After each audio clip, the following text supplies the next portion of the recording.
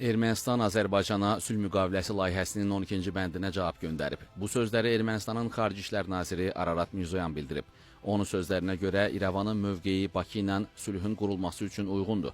Nazir onu da bildirib ki, Ermənistanın Azərbaycanla razılaşmanın imzalanması və ratifikasiyası ilə bağlı bütün məsələləri müzakirə etmək imkanı olacaq.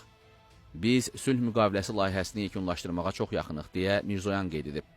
Nazir əvvəlcə sazişin hazırlanmasını başa çatdırmaq, daha sonra isə onu imzalamaq mümkün olsa, müqavilənin Cənubi Qafqazda sülh və sabitliyin ən möhkəm sütunlarından biri olacağını söyləyib. Bu, həm də Azərbaycanla razılaşdığımız məsələləri, danışıqları və razılaşmaları tamamlayır. Bir neçə ay əvvəl biz iki dövlət arasında demarkasiya prosesi ilə məşğul olan sərhəd komissiyalarının işinə dair müddəaları imzalamağa və ratifikasiya etməyə nail olduq, deyə Ermənistanın Xarici İşlər Nazirinin rəhbəri bildirib.